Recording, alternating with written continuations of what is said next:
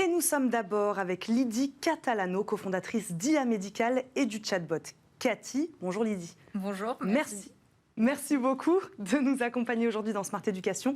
Cathy, créée pour lutter contre le fléau du harcèlement scolaire, destinée aux enseignants, aux parents et aux témoins et aux victimes de harcèlement, un peu à tout le monde. Lydie Catalano, qu'est-ce qui vous a poussé, vous, dans votre parcours, à vous intéresser à cette question particulière du harcèlement ? Alors déjà, j'ai fait 10 ans dans l'enseignement, ce qui m'a permis de me retrouver face à des situations de harcèlement. J'ai été moi-même un enfant harcelé.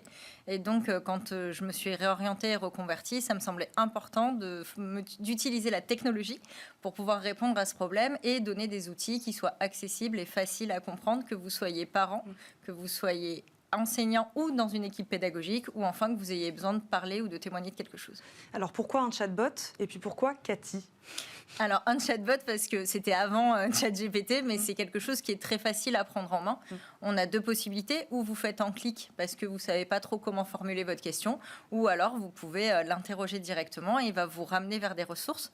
Et pourquoi Cathy ? Parce qu'à chaque fois que IA Médical fonctionne ou lance un projet, on va être accompagné d'autres professionnels de terrain. Donc, je ne voulais pas me servir que de mon expertise d'enseignante. J'ai eu la chance de rencontrer par LinkedIn Catherine Verdier, qui m'a donné beaucoup de contenu et qui m'a proposé de faire des visios gratuites, ce qui nous permettait du coup d'inscrire des enfants à des groupes de parole, des parents, via son association. Quel est le profil de cette Catherine Verdier ? Catherine Verdier, elle est psychologue spécialisée dans le harcèlement scolaire. Donc vous disiez un système, donc intelligence artificielle basée sur un système de questions-réponses. Combien de questions, combien de réponses ? Voilà, donnez-nous quelques exemples. On va peut-être voir s'afficher à l'écran justement comment ça marche, comment ça s'affiche. Alors, en fait, combien, je ne pourrais pas vous dire parce qu'il y en a trop. Aujourd'hui, on est autour entre 300 et 400 possibilités. Donc, vous pouvez naviguer à l'intérieur en fonction de ce que vous souhaitez. Et du coup, on va vous donner accès à des sites externes, à des livres ou justement aux visios que propose Catherine Verdier via Amazing Kids, qui est son association. Ça, c'est peut-être une question un peu plus tech, on va dire, que éducative. Comment vous l'avez entraînée, cette intelligence artificielle ? Comment ça marche ? Alors, on a fait deux choses. Déjà, on a regardé les besoins utilisateurs parce qu'on a de la chance que aujourd'hui, les élèves parlent beaucoup via les réseaux sociaux. Donc, on a été capté de la donnée sur des forums.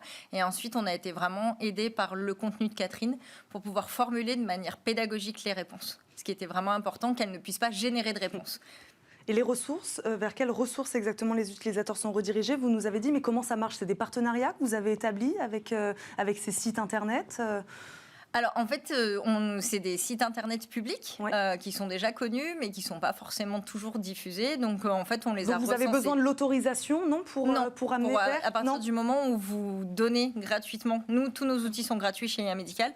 Donc, en fait, on redirige tout simplement vers un livre qui est sur une plateforme de vente et la personne peut choisir de l'acheter ou pas, vers une vidéo. Et il y a beaucoup de contenu qui est créé directement par Catherine via Amazing Kids. Donc, on avait les autorisations directement pour des vidéos, pour des enregistrements. Est-ce que vous avez des chiffres ? Est-ce que vous savez aujourd'hui, Lydie Catalano, combien de personnes se sont connectées sur ce chatbot ? Combien de personnes ont discuté avec Cathy ? Et le profil peut-être de ces personnes ? Alors, le profil, on ne prend pas de données personnelles. Je peux vous dire quels sont les parcours les plus consultés. Donc, aujourd'hui, on a beaucoup de parents qui ont des enfants qui subissent du harcèlement suite à des handicaps. Et en moyenne, malheureusement, en fin d'année, on faisait 100 conversations et heureusement, en été, on en fait 20 à 30 par jour. L'intention, c'est donc bel et bien de donner de l'information. On ne révolutionne pas, on ne répond pas véritablement à ce fléau, comme je disais, du harcèlement scolaire, mais on donne de l'information. Les gens en manquent encore trop aujourd'hui, Lydie Catalano. Alors en fait, c'est simple, je suis enseignant. Je considère que l'information, c'est le pouvoir. Oui.